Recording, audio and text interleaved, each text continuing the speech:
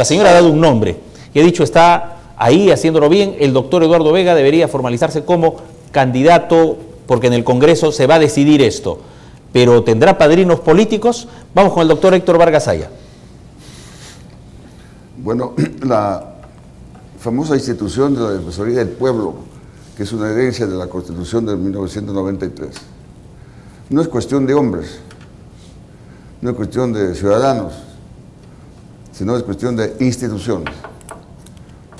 La Defensoría del Pueblo no puede estar a cargo de un emisario producto de arreglos y componendas entre los partidos políticos que están en el Congreso de la República. Ya sabemos que un personaje que resulte elegido por el favor de los votos de determinados grupos políticos será pues no defensor del pueblo, sino defensor de ese grupo político. Por eso, justamente porque es inconveniente que el Congreso meta las narices en este tipo de nombramientos, es que se eliminó cuando antaño en el Senado se nombraba, por ejemplo, a los vocales de la Corte Suprema de Justicia. Yo veía cómo los señores presuntos magistrados supremos o postulantes, cómo caminaban, es decir, pidiendo votos, es decir, como mendigando votos. Yo era entonces un joven de 30 años y me daba pena ver sentado frente a mí a un veterano magistrado implorando que influenciáramos para que lograse los votos necesarios. Esa tragedia se eliminó y posteriormente los miembros de la Corte Suprema y del Poder Judicial en general hoy día son nombrados por un consejo de la magistratura. Muy bien. Yo no sé por qué se ha repartido estas dos cosas en dos alas. Hoy día se sigue nombrando en el Congreso, en lugar de seguir ese bello ejemplo, por lo menos es el menos malo, ¿no? Se sigue encargando al Congreso el nombramiento de los miembros del Tribunal Constitucional, del Defensor del Pueblo y no sé de qué otros funcionarios más. Entonces se han repartido la torta.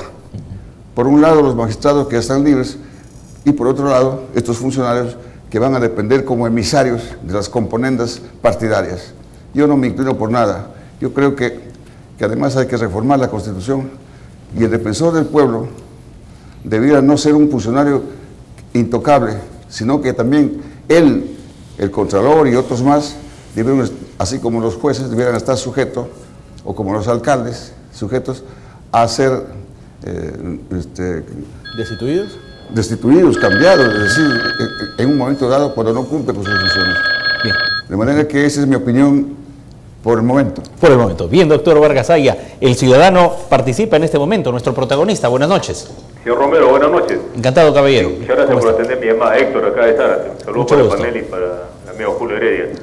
De verdad, porque se ha politizado totalmente esto del nombramiento del defensor del pueblo y también de los miembros del tribunal, así como el director del BCR.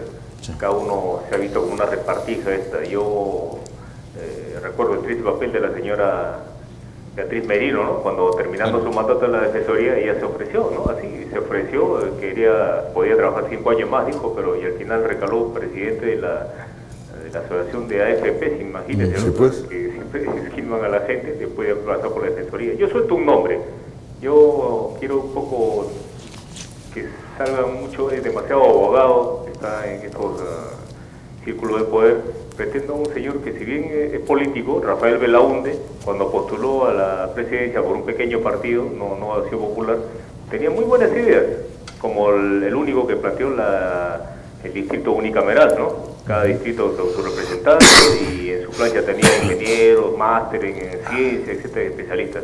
Plantea un hombre suelto, tal vez él tenga posibilidad, ojalá que tenga algún apoyo. Muchas gracias, señor Romero. Bien, interesante. Usted dice que se ha politizado esto, pero recurre a un político como Rafael Belaúnde. Bueno, vamos a ver Pepe Rocha con el comentario. Sí, claro, yo también me extrañaba un poco del tema.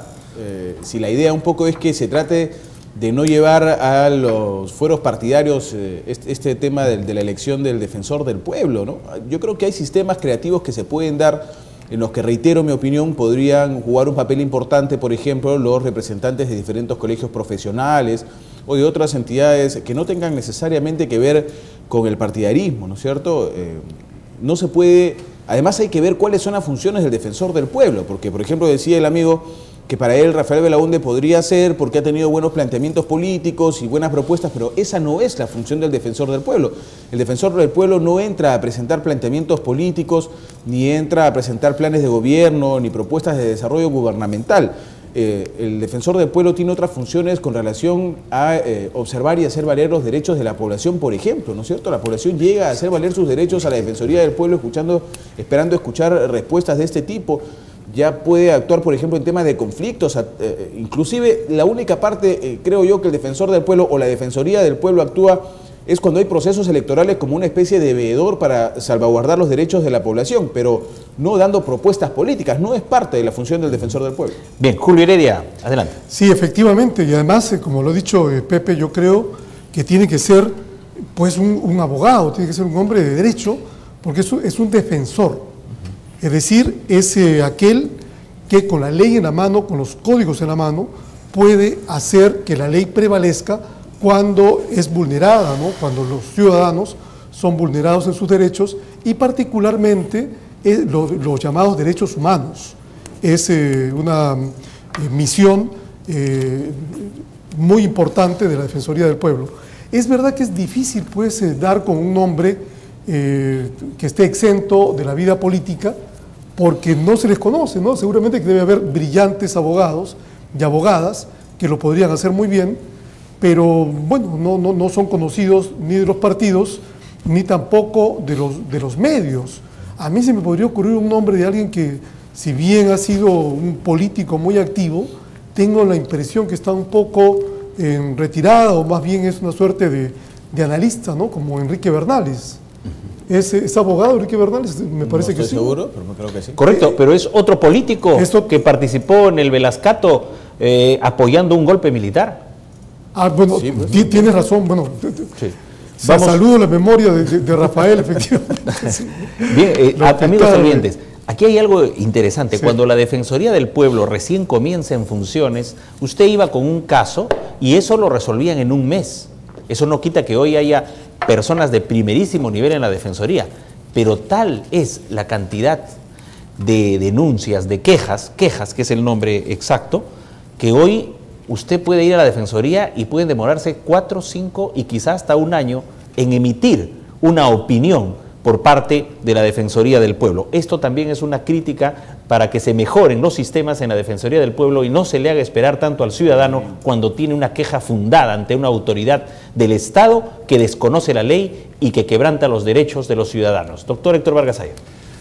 Mire, el artículo 162 de la Constitución, justamente en el capítulo que creó la Defensoría del Pueblo, señala claramente que corresponde a la Defensoría del Pueblo defender los derechos constitucionales y fundamentales de la persona y de la comunidad y supervisar el cumplimiento de los deberes de la administración estatal y la prestación de los servicios públicos a la ciudadanía. Correcto. De acuerdo con esto, yo me pregunto, ¿qué está haciendo, qué hace o qué hizo o qué está haciendo la Defensoría del Pueblo para evitar que se privatice, por ejemplo, la seguridad social en el Perú?